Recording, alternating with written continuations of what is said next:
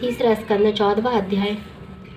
मैत्रेय ऋषीश्वर का विदुर जी से यह बात कहना कि द्वारपालक जय विजय ने वैकुंठ से आकर दीति के गर्भ में वास किया था। शुकदेव जी ने कहा, हे राजन, इतनी कथा सुनकर विदुर जी ने मैत्रेय ऋषीश्वर से पूछा कि नारायण जी ने हिरण्याक्ष व हिरण्यकशिपु दैत्य को मारने के लिए स्वयं क्यों अवतार लिया? क्या देवता लोग उनको नहीं मार सकते थे? मैत्रेय ऋषीश्वर बोले, हे विदुर जी, हिरण्याक्ष और हिरण्यकशिपु वैकुंठ के द्वारपालक जय विजय के अवतार थे। नारायण जी के सिवा दूसरा कोई उनको मार नहीं सकता था। उनकी कथा इस प्रकार है, सुनो। ब्रह्मा जी के बेटे कश्यप की 2 स्त्रियां थीं। एक का नाम दिति, दूसरी का नाम अदिति था।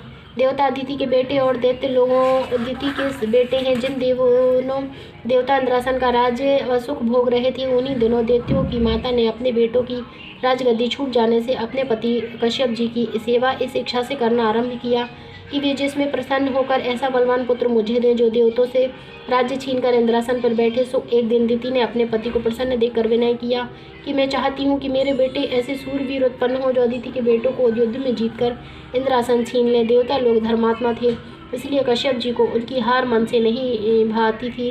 पर कश्यप जी ने दिति की सेवा से प्रसन्न होकर कहा, जो तू चाहती है वही होगा। यह बात सुनकर दिति बहुत प्रसन्न हुई। उन्हीं दिनों में जब दिति स्त्री धर्म से शुद्ध हुई, तब उसने संध्या के समय भोग करने की इच्छा से अपने पति कश्यप जी के पास जाकर कहा, इस समय मुझे कामदेव दुख दे रहा है और मेरी सौत के बेटे राज सिंहासन का सुख भोगते हैं।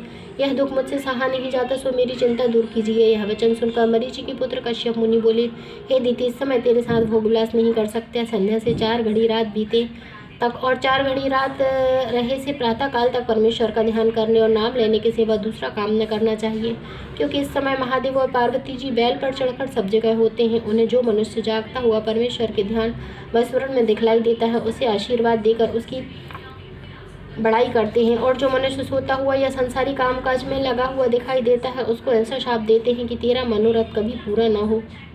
यदि तू यह बात कहे कि ब्रह्मा के वश में तुम और वह दोनों उत्पन्न हुए हो, इसलिए महादेव जी तुम्हारे वंशज होने से तुम्हारा अपराध क्षमा करेंगे। सो शिव जी हमारे मालिक व ईश्वर के तुल्य हैं।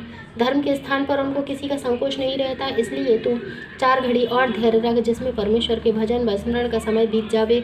उस समय दिति कामदेव के मद में ऐसी मतवाली हो रही थी कि अपने पति के समझाने पर भी संतोष नहीं किया, और लाज व शर्म छोड़कर जब कश्यप जी का वस्त्र पकड़कर भोग करने के लिए हट किया, तब कश्यप जी उसके साथ भोग करके कहा, हे दिति, इस समय तूने जो यह धर्म किया, इस पाप से तेरे 2 पुत्र ब्राह्मण व ऋषीश्वर आदि सब जीवों को दुख देने वाले ऐसे बलवान उत्पन्न होंगे कि कोई देवता दैत्य या मनुष्य लड़ाई में उनसे न जीत सकेगा। स्वयं नारायण जी महाराज सगुण अवतार लेकर उनको मारेंगे। दिति ने यह बात सुनते ही बहुत उदास होकर अपने पति से हाथ जोड़कर विनय किया, महाराज, मेरी इच्छा यह थी कि मेरे बेटे देवतों को जीतकर अमरावतीपुरी का राज्य करके सुख भोगे। मुझको यह कामना नहीं थी कि मेरे बालक अधर्मी होकर ब्राह्मण आदि जीवों का दुख दे। ऐसे पापी बेटे लेकर मैं क्या करूँगी? दिति का यह वचन सुनकर और उसे बहुत उदास से देखकर कश्यप मुनि बोले, हे दिति, अब क्या हो सकता है? इस समय भोग करने का यही प्रभाव है, इसलिए मैं मना करता था। परंतु कुकर्म करने के पीछे जो तू शोक करती है, इस पछताने से तेरा एक पुत्र ऐसा परम भक्त ज्ञानी व तपस्वी होगा, जिसका नाम लेने से संसारी जीव बहुत सागर पार उतर जाएंगे। सब देवता और दैत्य उसका गुण गा देंगे। नारद जी उसकी बढ़ाई इंद्र की सभा में करेंगे। पर ब्रह्मा परमेश्वर अवतार लेकर उसकी रक्षा करेंगे। अपने पति का यह वचन सुनकर दिति को कुछ धैर्य हुआ। इति श्री 14वां अध्याय समाप्त।